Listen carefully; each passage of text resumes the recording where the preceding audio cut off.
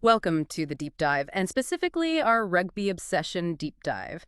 We're getting stuck into the, well, exhilarating, often unpredictable world of rugby. Always unpredictable. Exactly. Today we're tearing into a recent clash that's already being called an all-time Dublin classic. Yeah. The British and Irish Lions versus Argentina. Will be unpacking the Planet Rugby article, you know the one, titled BNI Lions v Argentina, 5 Takeaways as Los Pumas' Heroes Win, published June 20th, 2025. A really interesting piece. It is. Our mission, as always, is to pull out the most important nuggets of knowledge, the real insights from this thrilling encounter, helping you understand what truly mattered and, I guess, what it means for the season ahead. Okay, let's unpack this. We're diving into a match that delivered, well, a genuine shockwave right at the very start of the 2025 Lions tour.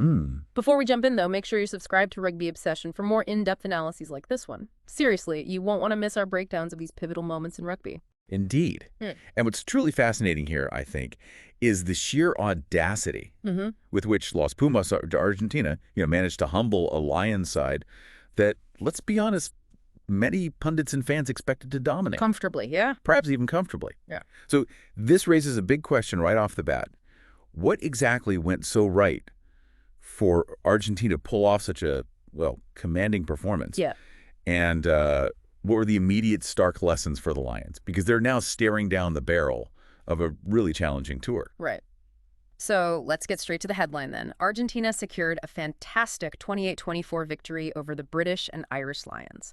This was the opening game of their 2025 tour, played right there at the Aviva Stadium in Dublin. And it felt massive. It did, didn't it? This wasn't just a win. It truly felt like an all-time Dublin classic. It absolutely was. And when you look closely at the article, it wasn't just a narrow squeak-through win. It was surprisingly dominant in key areas.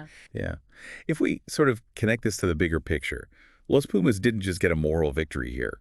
They actually went one better from their 2005 draw against the Lions, another result that surprised many back then, too. I remember that. This time, though, they didn't just deserve their victory, they emphatically earned it.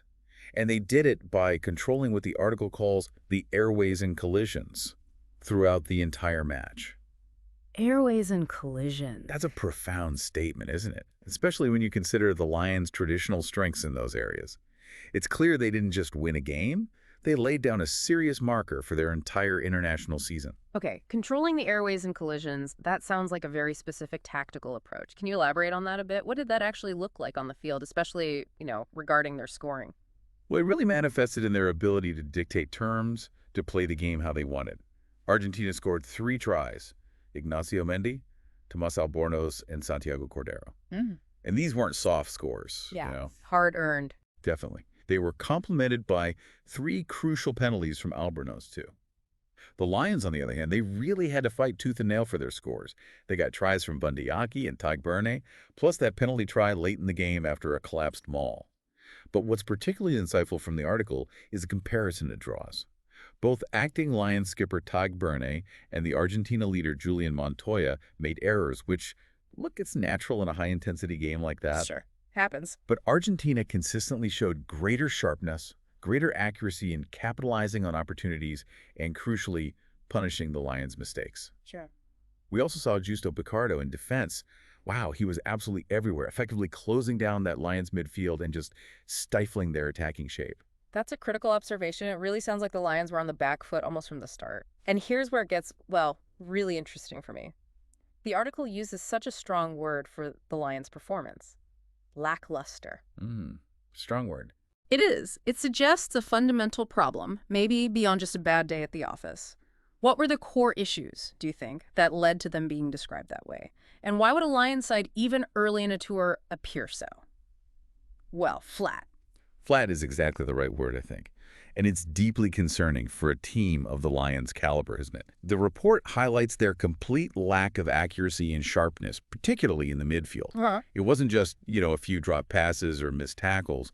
It seemed their combination of players there felt, as the article puts it, too similar, just lacking the variety or maybe the creative spark needed to unlock a well-organized defense like Los Pumas. Right, no X factor. Exactly. And beyond that, they appeared visibly lethargic in the back row early on, which is surprising, given the caliber of players they have in that position. Well, okay, we saw Strong individual performances from Ellis Genç, Togburn, Maro Itoje.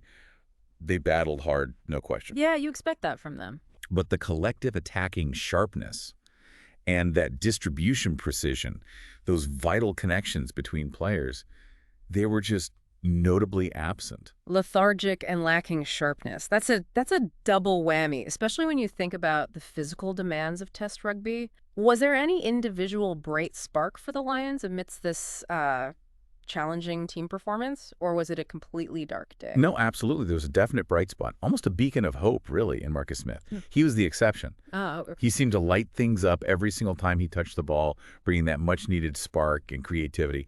He genuinely had a hand in both Lions' tries, showing glimpses of what could be possible if the team can, click around him. Right. But even his individual brilliance couldn't mask the broader issues. The Lions tried to play that flat game, positioning themselves very close to the defensive line for quick passes. Yeah, high risk, high reward. Exactly. But their unfamiliarity with each other, those new combinations, it just quickly led to spilt balls, missed support lines, and a really frustrating lack of continuity. Now, while the article does note that heavy legs from a long season might have played a part, Always a factor early tour. it certainly didn't excuse their struggles across the board, particularly in the line-out, the aerial game, and that crucial collision power. Though, credit where it's due, the starting props, Ellis Genç and Finley Bealham, they did provide a solid scrum platform. Okay, good. And their discipline was actually quite good, only 5 penalties conceded. But look, for a Lions team with such high expectations, this defeat will undoubtedly feel like a hammer blow to their confidence and their meticulously laid tour plans. So we've dissected the Lions' struggles a bit there, but Smith's individual brilliance, as you said, kind of underscored the overall lack of cohesion, which brings us perfectly to the other side of the coin, what made Los Pumas so dominant. The article points directly to their heroes, the back row and the halfbacks. They seem to operate on a different plane. Tell us more about these standouts. Yeah, this really gets to the heart of Argentina's victory, doesn't it? And it raises that important question. How did they manage to so decisively outshine the Lions in these crucial areas? Well, Argentina's world-class loose forward trio, their back row players, they were just an immense challenge for the Lions right from the kickoff. Okay. Joaquin Oviedo, in particular, was an absolute standout. The article says he carried like a train through contact. Wow. Yeah, consistently breaking tackles, contributing significantly to getting his team into scoring positions. His stats back it up, too. 12 carries for 72 meters gained, often through sheer force and momentum. Impressive numbers. And then you have Juan Martín Gonzalez. He was supreme in the aerial work, those crucial high kicks for territory and possession. And, crucially, he made a pivotal intervention at ruck time that directly led to an Albornoz try. Ah, game-changing moment. Absolutely. That's not just a tackle. That's disrupting the Lions' ability to quickly recycle the ball and then capitalizing directly on that turnover. It shows a real understanding of momentum swings. Those are some powerful individual performances in the forwards. And what about the halfbacks, the crucial link between the forwards and backs? They were equally compelling. Tomás Albornoz, a fly half, was described as compelling all evening. He orchestrated their attack with wonderful vision, pinpoint kicking.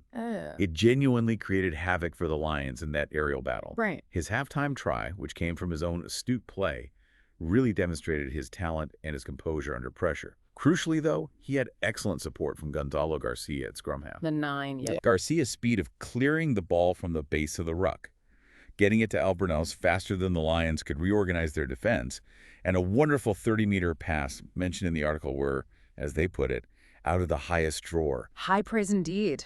It means they were absolutely world-class. The article even suggests there's something about DuPont in Garcia's play. Oh, okay. And for rugby fans listening, you know that's high praise. It implies he possesses that blend of explosive pace, audacious vision, maybe deceptive strength that makes the French scrum half Antoine Dupont so uniquely dangerous. That's quite a comparison. It is. If that holds, this developing partnership between Garcia and Albornoz is truly set to thrive. and could be a real game changer for Los Pumas, not just in this match, but for their entire international season ahead. Los Pumas clearly won the collisions then, demonstrating a, well, ferocious appetite for contact and looking noticeably fresher. Yeah. That's a huge psychological blow, isn't it, to be outmuscled by your opponent in those critical moments, especially compared to, say, Jack Morgan and Ben Earl in the Lions' back row. Oh, it absolutely is a psychological blow. And what's interesting, the article suggests it wasn't just physical freshness. It seemed their speed off the defensive line and their technique in the tackle were also superior. Technique, too. Yeah, which contributed significantly to those one collisions, disrupting the Lions' rhythm right at the source. They just seemed hungrier, didn't they? More determined in those one-on-one battles for possession. One tactical area where the Lions seemed particularly vulnerable, and frankly, surprisingly so, given the strengths of their home nations, was the aerial game. That felt like a fundamental breakdown. It really stood out as a major issue, you're right. For long periods, Argentina didn't just win the kick-catch battle. The article says they absolutely ruled it. Rodrigo Isgro and Nacho Mendy were consistently getting the better of the Lions' wings, Tommy Freeman and Duhan van der Merwe in those high contests for the ball. That's Lions territory usually. Exactly. And this created just myriad issues for the Lions in the first half. It disrupted their ability to gain territory, to retain possession, and they fundamentally lacked the rhythm of a cohesive team because of it.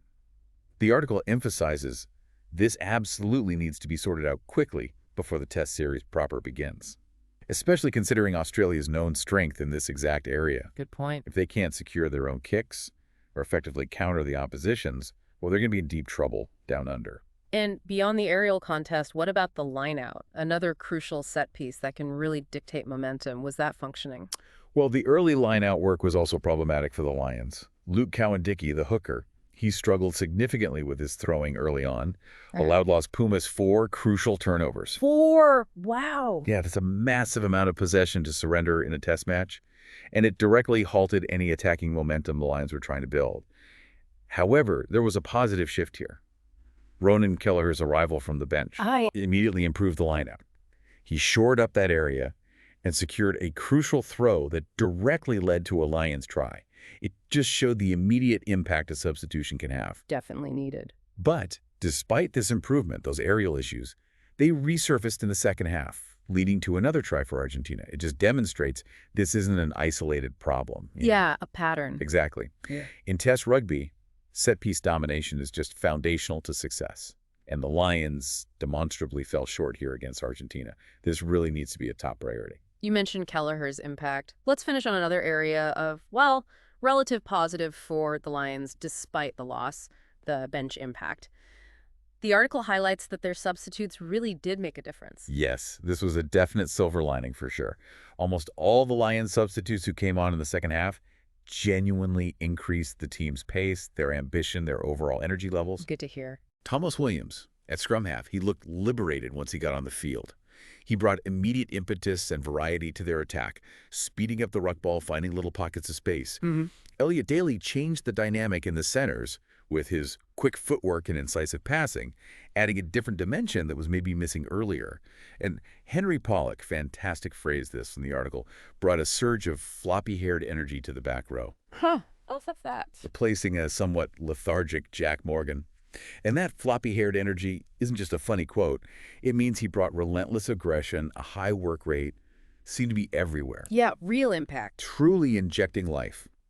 And as we just discussed, Ronan Kelleher shored up the lineout, providing that crucial stability. However, and there's always a however, it wasn't a completely clean sweep. The replacement props, Showman and Furlong, didn't quite maintain the excellent scrummaging work that the starters Genge and Beelum had provided. Oh, okay. Shows that depth in certain key positions might still be a bit of a concern. Right.